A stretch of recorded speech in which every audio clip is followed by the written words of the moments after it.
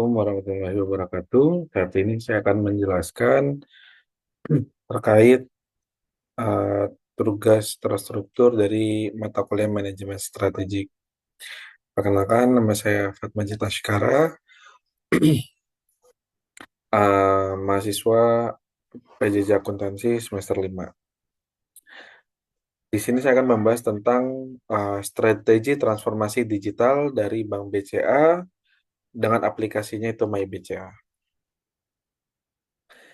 Dari overview atau yang akan saya bahas itu ada dari analisis eksternal, internal, alternatif strategi, kerangka kerja, rencana implementasi, sumber daya, key performance indikator, dan manajemen risiko.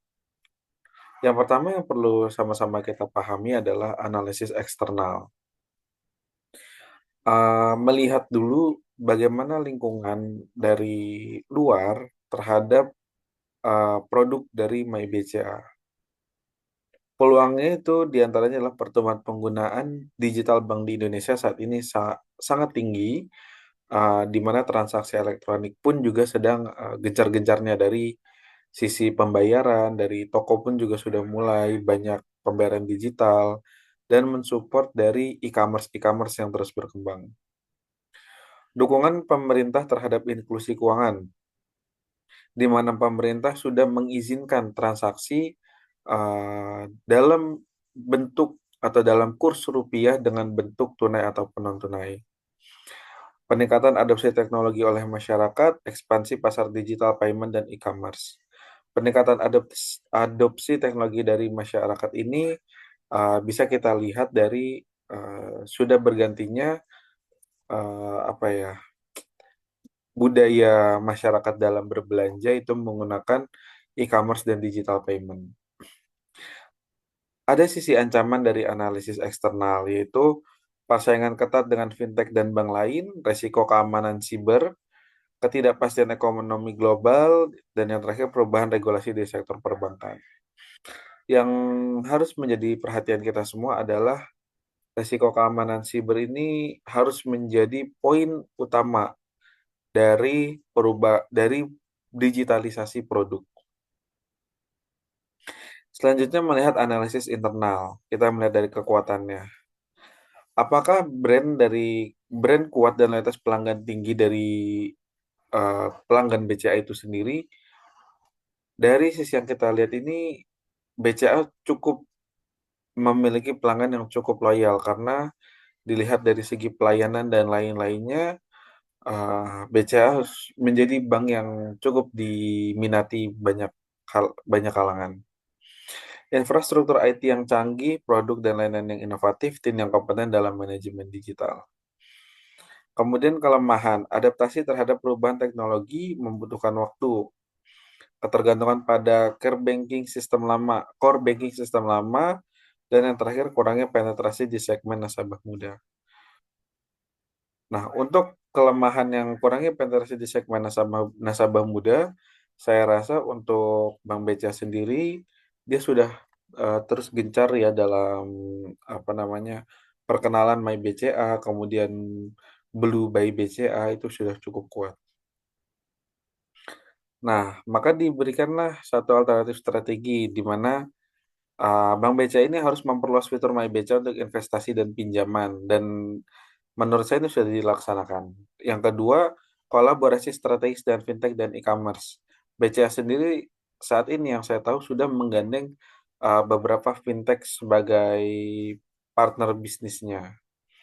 Yang ketiga, peningkatan keamanan digital dengan teknologi blockchain. Yang keempat, pengembangan program edukasi finansial berbasis digital. Yang kelima, menawarkan layanan personalisasi berbasis data AI. Untuk edukasi finansial berbasis digital di MyBCA itu sudah terdapat cash flow, artinya kita sudah bisa melihat nih dari rekening kita ini uang masuknya berapa, uang keluarnya berapa gitu. Selanjutnya adalah kerangka kerja strategis, di mana kita bisa lihat ada beberapa cara ya, dari ini ada TOWS, TOWS atau SWOT, ada BCG Matrix, dan ada Unsolved. Di mana apa namanya TOWS atau SWOT ini yang pertama kita ternyata strength-nya itu adalah memanfaatkan teknologi canggih untuk meningkatkan layanan digital. Kemudian kelemahannya adalah investasi dalam edukasi nasabah muda untuk meningkatkan adopsi layanan. Artinya uh, butuh apa ya? Butuh investasi yang lebih banyak gitu. Kemudian ada ST itu fokus pada inovasi untuk menjaga posisi di tengah persaingan fintech. Dan yang terakhir mengelola risiko keamanan dengan investasi di cyber security. Jadi untuk SWOT ini sendiri yang bisa kita lihat adalah investasi atau biaya research and development-nya lebih besar di bagian edukasi nasabah dan keamanan cyber security. Kemudian ada BCG Matrix, di mana MyBCA sebagai platform digital utama yang kemudian kita bisa cash cow-nya itu fokus pada kartu kredit dan produk tabungan. Untuk question mark matrix-nya kita bisa produk investasi digital baru, dan yang terakhir itu di dog matrix-nya ada produk fisik seperti buku tabungan. Selanjutnya ada unsoft, analisa unsoft, di mana dalam penetrasi pasar, promosi besar-besaran untuk nasabah itu existing. Maksudnya adalah untuk nasabah-nasabah yang sudah menjadi pelanggan loyal itu terus digencarkan dengan promosi besar-besaran. Kemudian pengembangan produk layanan wealth management digital atau program apa ya, pengelolaan kekayaan. Kemudian pengembangan pasar itu ekspansi ke nasabah milenial dan Gen Z yang saat ini menjadi fokus utama pasar. Yang terakhir adalah diversifikasi, yaitu peluncuran layanan non perbankan seperti e-wallet. Rencana implementasi strategis di mana kita bisa fokus pada yang pertama adalah penelitian pasar untuk kebutuhan nasabah dan pelatihan tim internal untuk adaptasi teknologi baru. Artinya, selain pasarnya disiapkan, tim internalnya pun juga di training lebih lebih baik. Yang kedua adalah pengembangan fitur baru di MyBCA.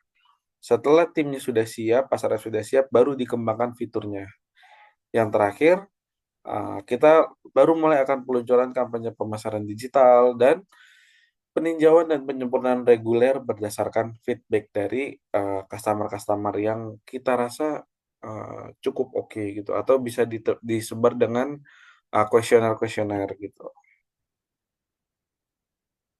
Sumber daya dan jadwal implementasi. Yang pertama kita fokus kepada sumber daya, yaitu ada manusia, yaitu kita harus persiapkan IT, customer service, dan pemasaran digital. Untuk teknologi kita harus mempersiapkan infrastrukturnya, mulai dari storage-nya dalam bentuk cloud, mungkin ada kita membutuhkan artificial intelligence dalam hal untuk mengcover hal-hal yang sekiranya sudah menjadi rutinitas, yang kemudian adalah teknologi blockchain yang sangat penting dalam dunia keuangan. Yang terakhir adalah keuangan atau biaya atau anggaran. Maka untuk pengembangan aplikasi dan promosi ini perlu diberikan anggaran yang lebih. Yang terakhir adalah kemitraan. Artinya sumber daya mitra ini cukup berpengaruh terhadap berkembangnya dari digitalisasi si BCA ini sendiri. Salah satunya adalah bekerja sama dengan fintech, bekerja sama dengan vendor teknologi dan konsultan IT. Selanjutnya fokus kepada jadwal implementasi. Pada kuartal 1 kita bisa melakukan penelitian pasar dan desain fitur baru. Kuartal 2 kita melakukan pengembangan dan pengujian aplikasi. Kuartal 3 peluncuran fitur baru dan kampanye pemasaran. Kuartal 4 atau di akhir tahun biasa akan memang selalu ada evaluasi performa dan peningkatan layanan. Indikator kinerja utama di sini ini dalam bentuk dummy target. Kita bisa anggaplah bahwa kita ditargetkan bahwa pengguna aktif bulanan itu minimal ada di 20%, volume transaksi digital 30%, dan tingkat retensi pengguna itu ada di 85%. Pengelolaan risiko dan strategi mitigasi. Resiko utama dari digitalisasi itu yang paling utama harus fokus adalah keamanan digital. Yang kemudian di 10%-nya adalah penolakan pengguna terhadap fitur baru.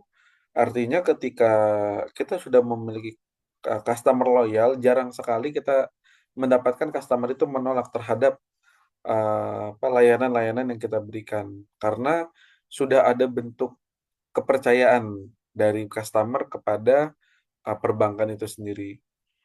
Over budgeting itu kita fokus di 25% dari total seluruh resiko karena uh, akan selalu ada biaya-biaya tambahan dalam teknologi, entah itu ada perawatan server, entah ruangan, atau apapun itu. Dan yang terakhir, kita harus fokus kepada masalah teknis di 75%. Kenapa lebih banyak teknis juga 75%? Karena ini menyangkut kelancaran dalam transaksi, kemudahan dalam transaksi, dan meminimalisir yang disebut dengan apa namanya error atau ya error sistem atau bug. Strategi mitigasi kita bagi tiga. Yang pertama adalah membentuk tim respon cepat untuk risiko keamanan. Yang kedua menggunakan teknologi backup data secara berkala. Yang terakhir adalah melakukan survei pengguna untuk memahami kebutuhan nasabah.